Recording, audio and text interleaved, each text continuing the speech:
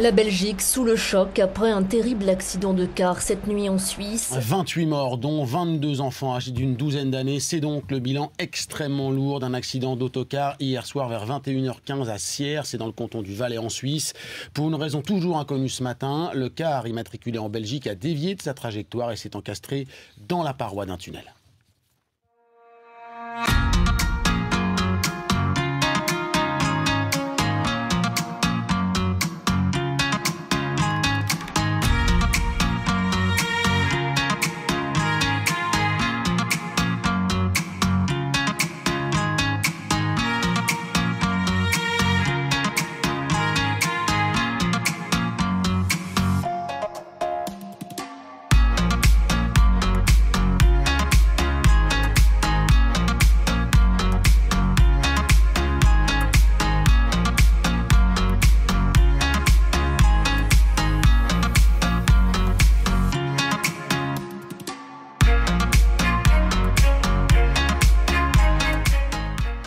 Et bonjour à tous mes petits belges, j'espère que vous allez bien. En tout cas moi c'est super et soyez bienvenus pour une toute nouvelle vidéo.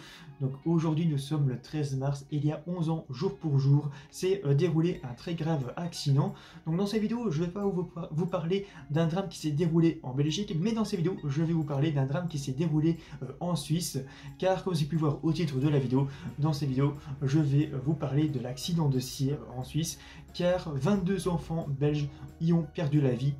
Donc voilà. Donc dans ces vidéos, je vais évidemment vous parler des faits, je vais vous parler de l'accueil des familles, de l'hommage, des réactions internationales et de la cause de l'accident. Donc voilà, donc sans plus attendre, commençons tout de suite la vidéo, donc c'est parti. Donc pour commencer, je vais vous parler des faits. Donc ce sont deux classes de 6e primaire de l'école d'Everley en Brabant-Flamand et de Lommel en province du Limbourg qui passent une semaine en classe de neige à Saint-Luc dans les Alpes suisses en Valais. À l'issue du séjour, le 13 mars 2012, les élèves partent pour la Belgique dans un autocar appartenant à la compagnie Top Tour. Après avoir quitté le Val d'Anivier depuis une trentaine de minutes et après avoir emprunté une route de montagne, l'autocar, qui était le dernier d'un convoi de 3 cars affrétés par la mutualité chrétienne, prend la direction de Sion par l'autoroute A9 et pénètre dans le tunnel de Sierre, lui-même subdivisé en 4 tronçons.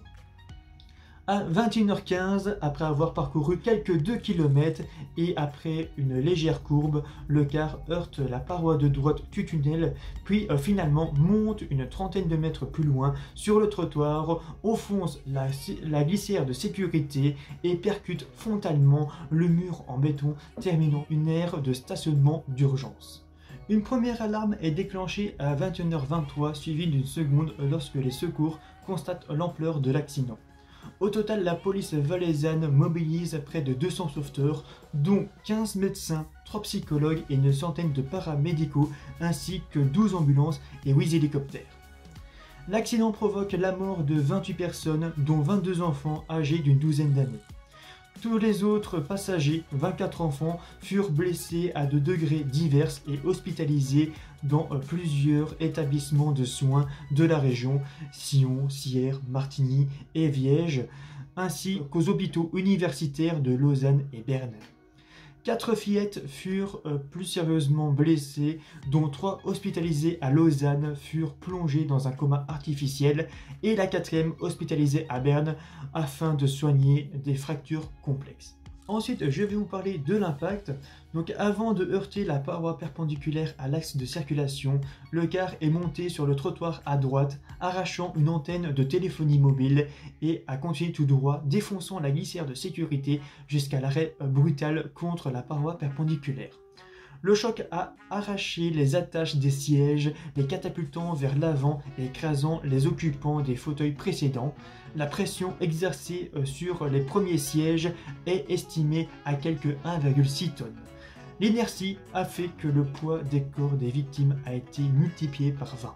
Donc ensuite je vous parlais aussi des passagers. Donc parmi les passagers on comptait 6 adultes, tous de nationalité belge, 2 instituteurs, 2 accompagnateurs et 2 chauffeurs qui sont tous morts, et 46 enfants dont 35 belges, 9 néerlandais, un allemand et un polonais. Et enfin, je vous parlais aussi des chauffeurs. Donc l'un des chauffeurs, âgé de 34 ans, était en service à plein temps depuis près de 8 ans pour la société flamande de transport public de l'Ain et a pris congé à partir du 8 mars afin d'assurer le transport entre la Suisse et la Belgique. C'est lui qui était au volant au moment du drame. Le second chauffeur, âgé de 53 ans, était employé à plein temps depuis 7 ans par la société TopTo. Ensuite, je vais vous parler de l'accueil des familles. Donc, un Airbus transportant les familles des victimes quitte la base aérienne de Meesbroek, près de Bruxelles, peu avant 14 h le mercredi suivant l'accident. Celles-ci sont accueillies par le président du Conseil d'État genevois, Pierre-François Unger, je ne sais pas si j'ai bien prononcé, dès leur arrivée à l'aéroport de Genève peu avant 15 h et ont été transférés à l'hôtel des Vignes à Uvrier entre Sion et Sierre. La police valaisanne a ensuite informé les familles de la situation de leur enfant. Les parents des survivants ont été priés de rejoindre leur enfant dans les différents hôpitaux, tandis que restaient sur place les parents des victimes défuntes. Par la suite, l'État belge envoie 2 C-130 Hercule à l'aéroport de Sion pour le rapatriement des corps. Celui-ci s'effectue le vendredi tôt dans la matinée après une cérémonie effectuée dans l'intimité. Ensuite, je vais vous parler des hommages et des réactions internationales.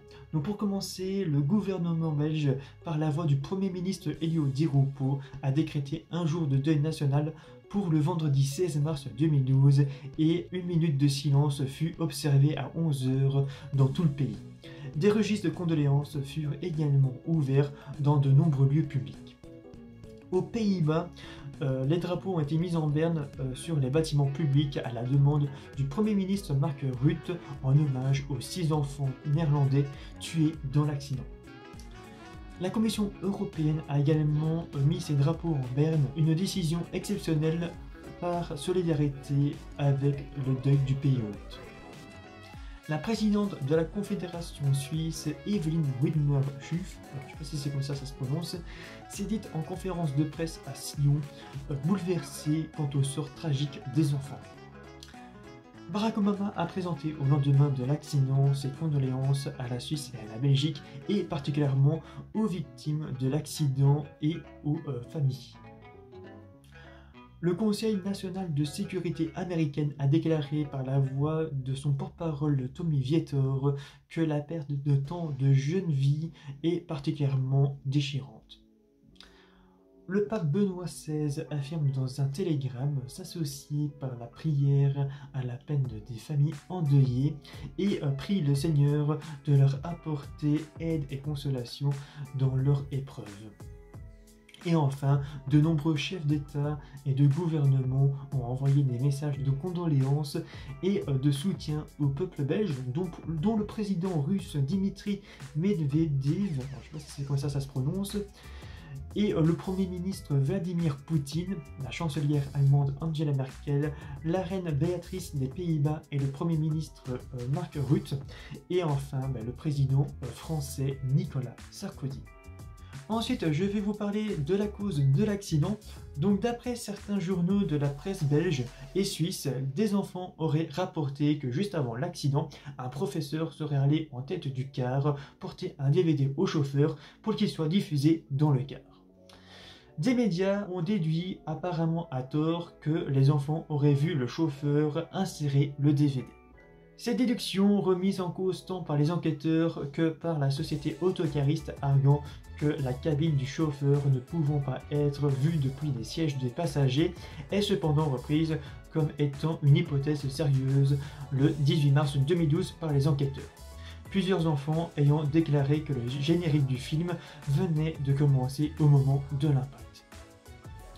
7 agents de police et magistrats suisses sont venus en Belgique du 26 au 30 mars 2012 afin d'interroger les enfants et de tenter de découvrir qui a inséré le DVD dans le lecteur et si cet élément aurait pu distraire le chauffeur et causer l'accident. À l'issue de ces investigations, la justice suisse exclut l'hypothèse du DVD. D'autre part, le procureur du canton du Valais a déclaré que le car n'avait pas dépassé la vitesse maximale autorisée dans le tunnel. L'économie ne semble pas être la cause de cet accident et selon la police valaisanne, l'hypothèse d'un véhicule tiers a également été exclue grâce aux caméras de sécurité se trouvant dans le tunnel. Ensuite, je vais aussi vous parler du tunnel, donc inauguré en 1999, le tunnel de Sierre, où s'est produit l'accident long de plus de 2 km et divisé en 2 galeries comportant chacune 2 voies de circulation sans bande d'arrêt d'urgence, avec des trottoirs dotés d'éclairage large de 1,75 m à gauche et de 1,5 m à droite de la chaussée. La vitesse y est limitée à 100 km/h et la densité journalière moyenne du trafic est de 15 000 véhicules. 11 à 12% du réseau autoroutier suisse est en tunnel et compte plus de 228. Et enfin, je vais aussi vous parler de l'autocar. Donc l'autocar accidenté appartenant à la compagnie Top Tour Airshot était un car de la dernière génération de type Altano de la marque belge Van Hool et était parfaitement conforme à la réglementation en vigueur du point de vue de la sécurité. Donc voilà, c'est la fin de la vidéo sur l'accident de Sierre. Donc si vous avez aimé la vidéo, n'oubliez pas de liker la vidéo, de la partager et de vous abonner si vous avez envie. Voilà, donc j'espère que vous avez appris sur l'accident de Sierre. Donc voilà, donc moi je vous dis à la prochaine pour une prochaine vidéo. D'ici là, portez-vous bien et ciao à tous.